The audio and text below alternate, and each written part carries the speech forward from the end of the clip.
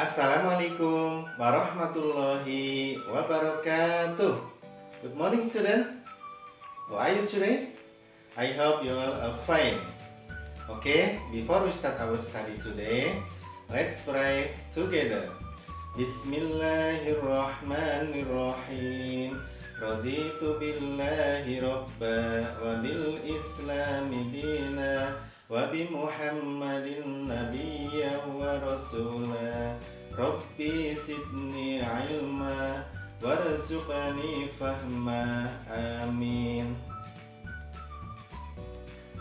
Oke teman-teman, hari ini kita akan belajar tema 5, subtema 3, pembelajaran 1. Apa saja yang akan kita pelajari? Yuk, simak video berikut ini. Teman-teman, hari ini kita akan belajar tema 5, subtema 3, pembelajaran 1. Apakah kalian masih ingat dengan istilah dan ciri-ciri konsumen di dalam sebuah rantai makanan? Salah satu ciri konsumen adalah memakan makhluk hidup lain untuk mendapatkan energi yang digunakan nantinya untuk beraktivitas. Namun, tahukah kalian bahwa konsumen dapat memakan lebih dari satu makhluk hidup? Contohnya adalah burung elang. Burung elang bisa memakan lebih dari satu makhluk hidup. Burung elang bisa memakan ular, tikus, ataupun ikan. Perhatikan contoh gambar rantai makanan berikut ini. Pada rantai makanan berikut terdapat pohon padi, belalang, bunglon, ular, burung elang, dan pengurai. Padi sebagai produsen. Kemudian, tanaman padi akan dimakan oleh belalang.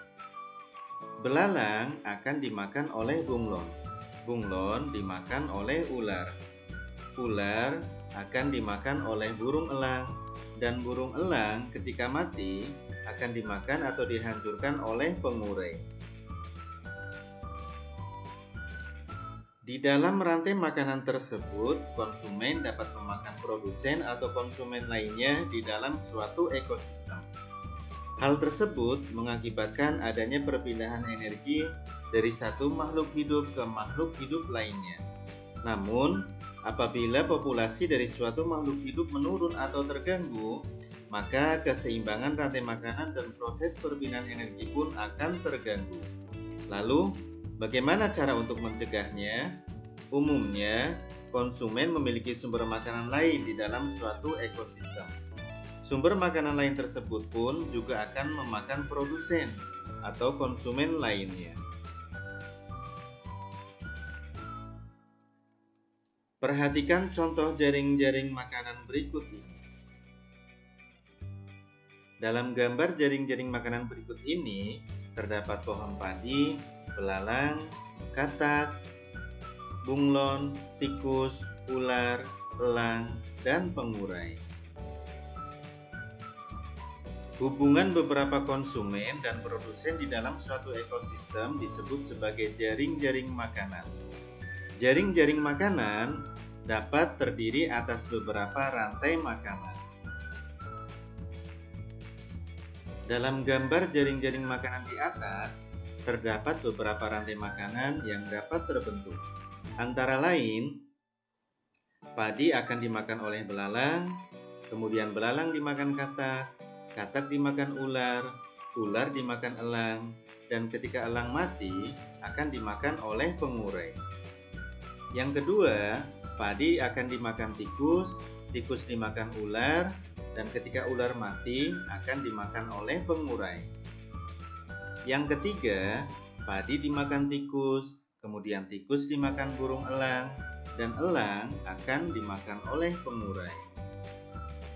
Yang keempat, padi dimakan belalang, belalang dimakan bunglon, bunglon dimakan ular, ular dimakan elang, dan elang ketika mati akan dimakan oleh pengurai.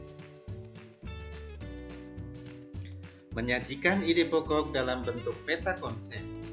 Ayo ingat kembali pengertian ide pokok. Ide pokok adalah gagasan yang dijadikan bahasan utama dalam sebuah paragraf. Ide pokok pada umumnya terdapat dalam kalimat utama. Ide pokok dapat kita cari dengan menemukan kalimat utama terlebih dahulu, atau dengan cara menjawab pertanyaan yang diberikan. Sekarang, cobalah teman-teman untuk membaca pada buku tematik 5E halaman 74 yang berjudul Rantai Makanan di Lingkungan Sekitar. Nah, setelah teman-teman selesai membaca teks tersebut, temukanlah ide pokok yang terdapat dalam setiap paragraf. Teman-teman dapat menyajikannya ke dalam bentuk peta konsep. Peta konsep dapat membuatmu dan orang lain lebih mudah dalam memahami isi teks. Nah, berikut ini adalah langkah-langkah dalam membuat peta konsep. Yang pertama, buatlah kolom utama untuk menuliskan judul teks yang kamu baca. Temukan ide pokok pada setiap paragraf. Buatlah kolom tambahan untuk setiap ide pokok yang kamu temukan.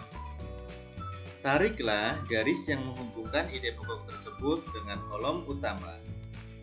Kamu dapat menambahkan penjelasan singkat pada setiap ide pokok. Buatlah peta konsep pada kertas tugasmu. Oke teman-teman, demikian tadi pembelajaran kita untuk hari ini. Apabila ada hal-hal yang masih kurang jelas, silahkan kalian tanyakan kepada Bapak Ibu guru kalian. Oke, now let's class our study today by reciting hamdalah together. Alhamdulillahi Rabbil Alamin. Subhanakallahumma wa bihamdika Ashhadu an la ilaha illa anta Astaghfiruka wa atubu ilaih. Assalamualaikum warahmatullahi wabarakatuh.